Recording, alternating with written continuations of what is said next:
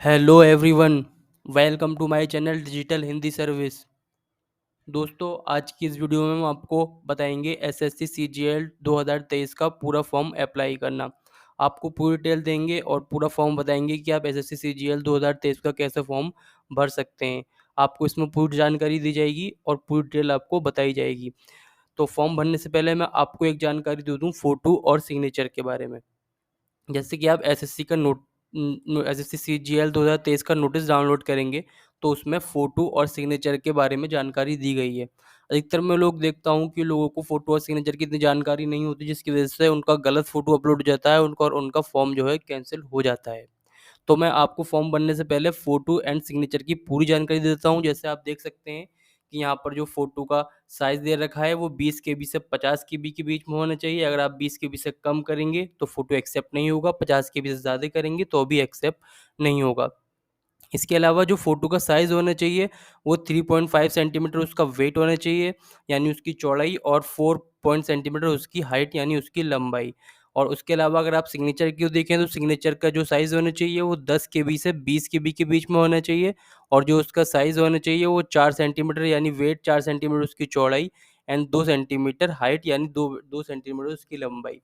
अगर आपको नहीं पता कि फ़ोटो को रिसाइज़ कैसे करते हैं, तो मैंने इसके ऊपर एक प्रॉपर वीडियो बनाई है, लिंक डिस्क्रिप्शन पर अवेलेबल है, वहाँ से जाके आप फ़ोटो को रिसाइज़ कर सकते हैं। फॉर्म भरने से पहले आपको सबसे पहले यही काम करना है, पहले फ़ोटो को रिसाइज़ करना है, तभी आप जाके फॉर्म भरें।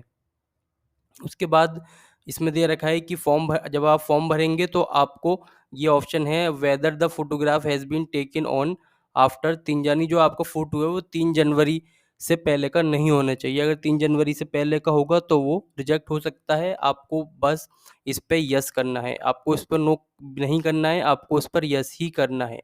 अगर आप फ़ोटो की गाइडलाइन नीचे देखेंगे तो एसएससी के नोटिस में फ़ोटो की गाइडलाइन दे रखी है।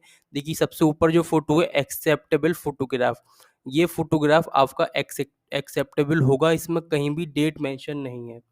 तो इस बार डेट जो है वो ज़रूरी नहीं है फ़ोटो में, सिर्फ़ फ़ोटो आपका क्लियर होना चाहिए। और अगर आप नीचे देखेंगे इस तरह के फ़ोटो एक्स्ट्रा कलर, ये फ़ोटो आपका रिजेक्ट कर दिया जाएगा।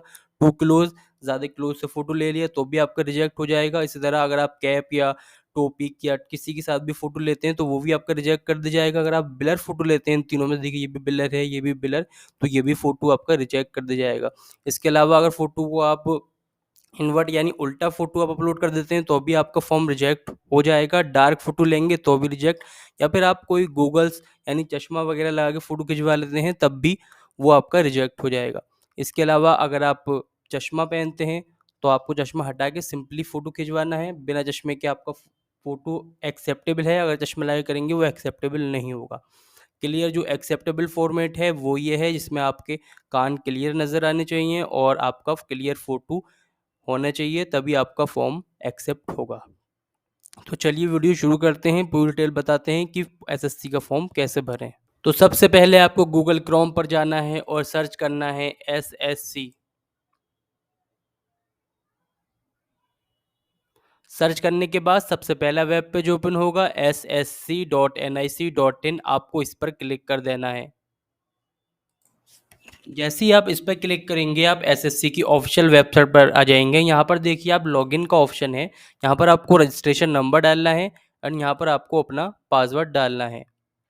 अगर आपको अपना रजिस्ट्रेशन नंबर और पासवर्ड याद नहीं है तो आप फॉरगेट पासवर्ड वाले बटन पर क्लिक करेंगे। इसके अलावा अगर आप न्यू यूज़र हैं, इससे पहले आपने कभी एसएससी में अप्लाई नहीं किया है, तो आप रजिस्टर्ड नाउ वाले बटन पर क्लिक करेंगे। यहाँ पर आपको अपना रजिस्ट्रेशन नंबर डाल के और यहाँ पर आपको पासवर्ड डाल के लॉगिन कर लेना है। कैप्चा कोड डालने के बाद लॉगिन कर लेना है। लॉगिन करने के बाद कुछ इस तरह का पेज आपके सामने आएगा। आप सबसे ऊपर देखेंगे कंबाइंड ग्रेजुएट लेवल एग्जामिनेशन 2023 यानी सीजीएल एग्जामिनेशन 2023। आपको जाना है इधर नीचे की ओर, कई ऑप्शन है, अप्लाई, प्रिंट, डाउनलोड। आपको जाना है अप्लाई वाले ऑप्शन पे, आपको इस पर क्लिक करना है। जैसे ही आप इस पे क्लिक करेंगे आपकी जो प्रीवियस डिटेल है वो यहाँ पर आ जाएगी। जैसे कि आपको ये नेम वाले ऑप्शन पे आपका नेम ऑलरेडी है, अगर नहीं है तो आप यहाँ पर डाल सकते हैं। इसी तरह आपको फादर नेम डालना है, आपको मदर नेम डालना है। यहाँ पर आपको अपनी डेट ऑफ बर्थ आ गई है, यहाँ पर आपकी एज और यहाँ पर आपका जेंडर और यहाँ पर आपकी कैटेगरी। इसके अलावा ऑप्शन है weather person with benchmark disability, यानी अगर आप डिसेबिलिटी के अंडर आते हैं, यानी विकलांगता अगर आपको है तो आप यस करेंगे, अदरवाइज नो करेंगे। और अगर आप इसमें आपको ये ऑप्शन तभी सेलेक्ट होगा जब आप इस पर यस करेंगे। यहाँ पर आपको नेशनलिटी लेनी है, यहाँ पर आपको मार्क ऑफ विजिबल आइडेंटिफिकेशन, अगर कोई आपके आइडेंटिफिकेशन से आपकी पहचान होती हो तो इसमें आप एन लिख सकते हैं, अदरवाइज जो भी हो आप लिख सकते हैं। यहाँ पर आपको 10th क्लास का एग्जामिनेशन का बोर्ड लिखना है, यहाँ पर 10th क्लास का रोल नंबर डालना है और यहाँ पर 10th क्लास की ईयर ऑफ पासिंग डालना है।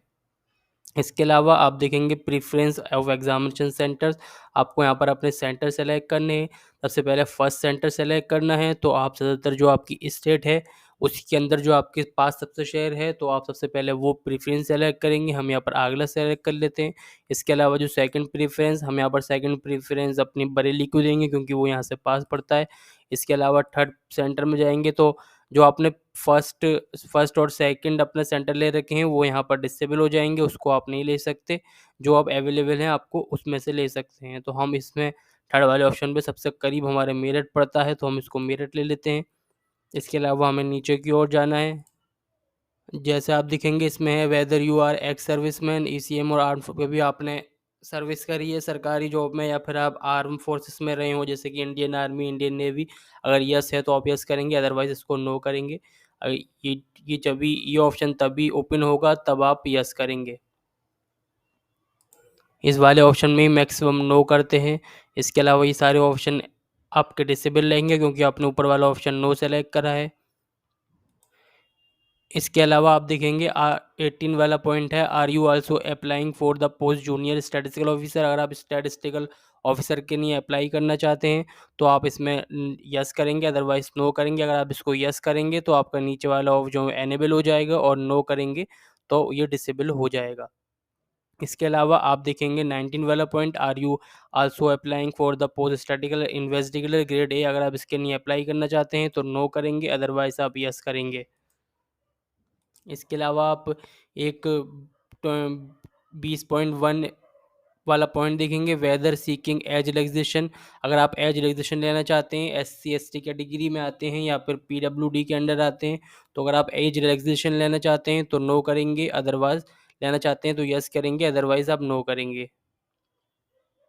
इसके बाद आपका 21 वाला पॉइंट है हाईएस्ट एजुकेशन क्वालिफिकेशन। इसमें आपको वो लेना है जो आपकी हाईएस्ट क्वालिफिकेशन है। हम यहाँ पर अपनी हाईएस्ट क्वालिफिकेशन सेलेक्ट कर लेते हैं, M.Com। इसके अलावा सेकंड वाला ऑप्शन है details of qualification, education qualification. आपकी एजुकेशन क्वालिफिकेशन क्या है तो आपको इसमें अपना ग्रेजुएशन डालना है, जो भी आपका ग्रेजुएशन है। इसके अलावा आपको यहाँ पर अपनी ग्रेजुएशन की डिटेल डालनी है, आपको स्टेटस डालना है, अपेयरिंग है अगर आप अभी चल रहा है तो अपेयरिंग डालेंगे। इसके अलावा वो क्लियर है तो आप पास डालेंगे। किस ईयर में आपने पास किया है तो वो ईयर आपको यहाँ पर सेलेक्ट कर लेना है। यहाँ पर आपको अपनी यूनिवर्सिटी सेलेक्ट कर लेनी, यहाँ पर आपको अपनी स्टेट सेलेक्ट कर लेनी है, जिस स्टेट में आपकी यूनिवर्सिटी है। हम यहाँ पर उत्तर प्रदेश सेलेक्ट कर लेते हैं। इसके अलावा आपकी एक यूनिवर्सिटी की लिस्ट है जिसमें आपने यूनिवर्सिटी से अपना ग्रेजुएशन कंप्लीट किया है। देखिए इसमें यूनिवर्सिटी आ रही है। अगर कोई यूनिवर्सिटी इसमें नहीं है तो आप अदर्स भी ले सकते हैं।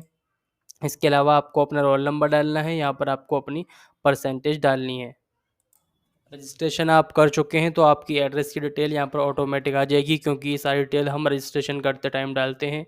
इसके अलावा अगला पॉइंट आता है फोटोग्राफ एंड सिग्नेचर, जो आपको मैंने वीडियो के स्टार्टिंग में भी इसकी गाइडलाइन बताई थी।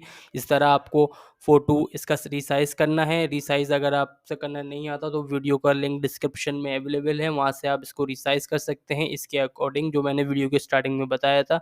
यहाँ पर आपको चूज़ कर लेना है अपनी फ़ाइल में भी, जहाँ भी आपकी फ़ाइल में सेव हो। इसके अलावा ये देखेंगे whether the photograph has been taken और आफ्टर 3 जनवरी 2023, यानी 3 जनवरी 2023 से पहले का आपका फ़ोटो नहीं होना चाहिए, तो आपको इस पर यस ही क्लिक करना है। सारी डिटेल फिल करने के बाद आपको प्रीव्यू वाले बटन दबाना है कि कोई आपका जो पॉइंट है वो रह तो नहीं गया। प्रीव्यू के बटन पे क्लिक करने के बाद आपके सामने कुछ इस तरह का फॉर्म आएगा। आपको ये डिटेल अपनी चेक कर लेनी है। इस तरह से नीचे की तरफ जाके सारी डिटेल आपको चेक कर लेनी है। अगर आप इसमें कुछ एडिट या मॉडिफाई करना चाहते हैं तो आप एडिट वाले बटन पर करके उसको मॉडिफाई कर सकते हैं। अगर आपकी डिटेल सारी सही है, चेक करने के बाद उसको आप सबमिट कर सकते हैं। सबमिट करने के बाद कुछ इस तरह का आपके पास पॉपअप आएगा।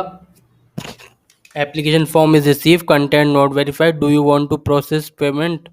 तो आपको या तो आप फॉर्म प्रिंट करके एक डेमो वाला फॉर्म देख सकते हैं, अदरवाइज आप पेमेंट के लिए कंटिन्यू करके यस कर सकते हैं।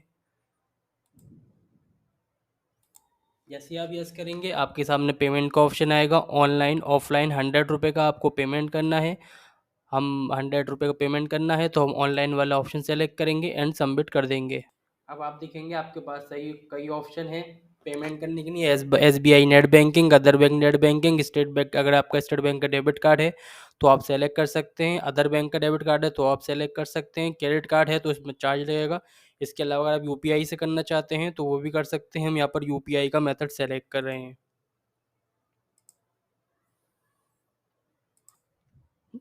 जैसे ही आप करेंगे आपके सामने कुछ इस तरह का पेज आएगा। तो आप यहाँ से UPI ID से अगर पेमेंट करना चाहते हैं तो आप ये VP करेंगे, अदरवाइज आप QR कोड स्कैन करके पेमेंट कर सकते हैं। देखिए ये QR कोड आ गया है, इसको आपको है ना मोबाइल से स्कैन करके पेमेंट करना है। पेटीएम या फ़ोनपे या गूगल पे किसी से भी आप कर सकते हैं। हमने यहाँ पर कोड को स्कैन कर दिया है और 100 रुपये का पेमेंट कर दिया है।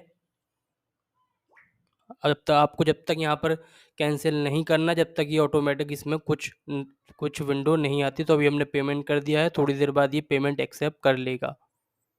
मेरे पास एक पेमेंट आया, पॉपअप आया कि your payment is successfully submit, और देखिए यहाँ पर लिखा हुआ आ गया सक्सेस। एप्लीकेशन फॉर्म को प्रिंट आउट करना चाहते हैं तो आप डैशबोर्ड पे जाएंगे। डैशबोर्ड पे आप देखेंगे कि यहाँ पर ऑप्शन है प्रिंट का, आप इस पर क्लिक करेंगे।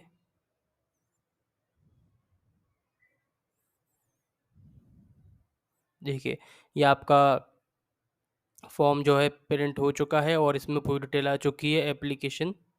ये हमारा फॉर्म जो है डाउनलोड हो चुका है। कभी कभी ऐसा होता है कि हमारा पेमेंट जो है हो जाता है पर उसका पेमेंट का स्टेटस कंप्लीट नहीं दिखाता है। तो आपको इसमें टेंशन लेने की ज़रूरत नहीं है। आपको 24 आवर्स का वेट करना है। उसके बाद जो है आपकी डिटेल अपडेट हो जाएगी और आपके फॉर्म में लिखा हुआ आ जाएगा कि पेमेंट कंप्लीट।